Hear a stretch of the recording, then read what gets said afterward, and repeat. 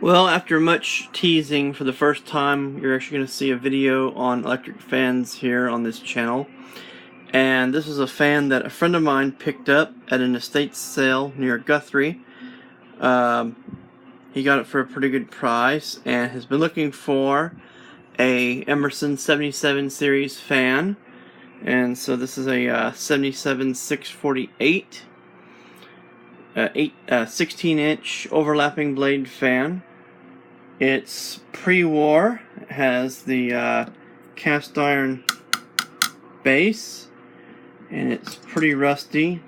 These have felt covered bases on them, as you've seen in the other videos of fans that are in nice shape, and that felt draws moisture. And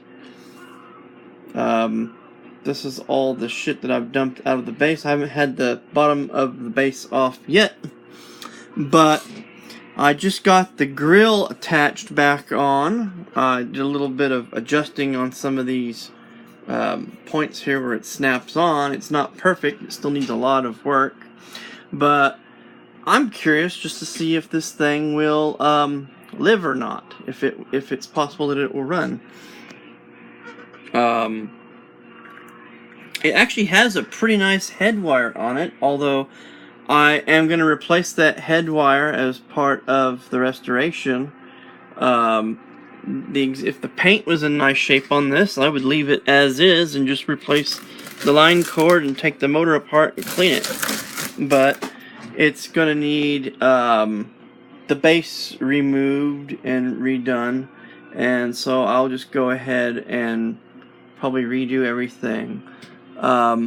The paint's peeling on the motor too. If the paint were in good shape there, I would just leave it as is also, and just clean it up. But as you can see, it's peeling off, and the paint on the base is very obviously in poor condition.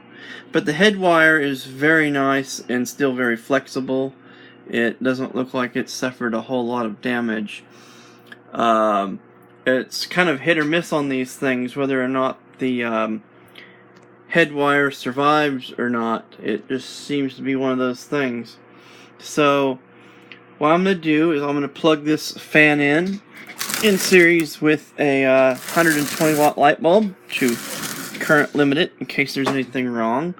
I don't normally do this with the fans. I normally just plug them in if the wiring looks okay, but you never know in this case. And I don't want it to start in low, I want it to start on high, get rid of the speed choke.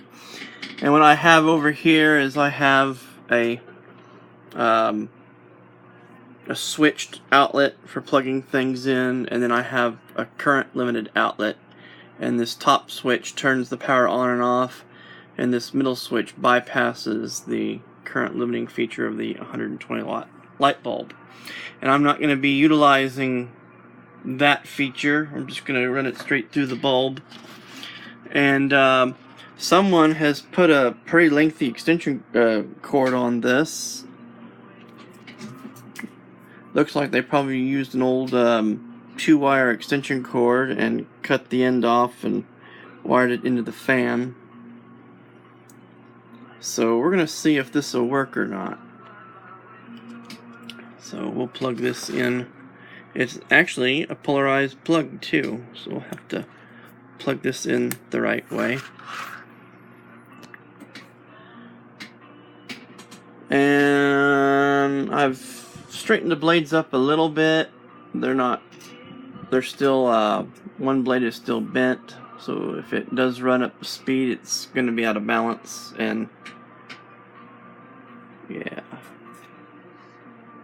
Okay. So here we go.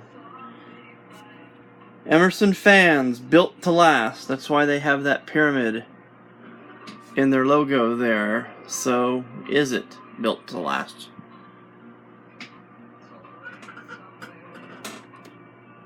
Oop, wrong switch.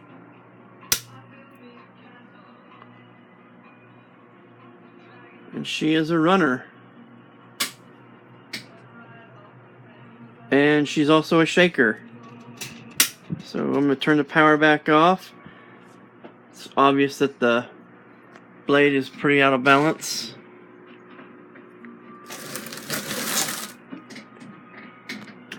So things like blades being out of balance and stuff is something best to do early on in the restoration work. That way you're not bending painted blades. So we're going to turn this back on, and you can see how off that one blade is.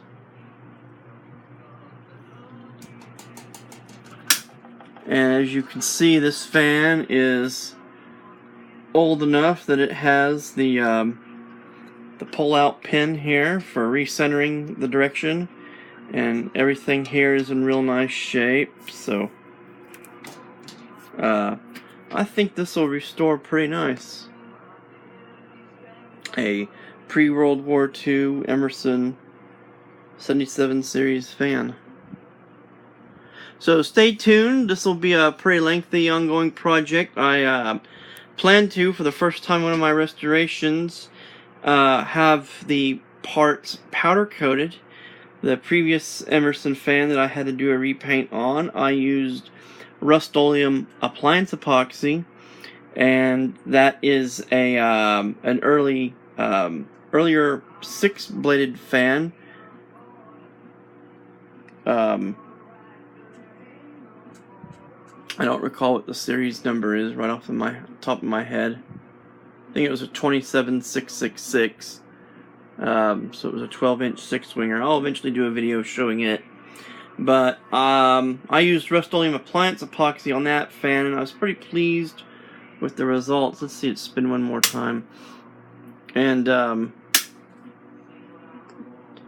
this time I'm going to try the powder coat route. I've heard good things about that, and everything's going to have to be sandblasted, so I will show how to disassemble the fan and get everything ready to take the parts to be R&R'd. But this is my Emerson restoration project here. So thank you for watching.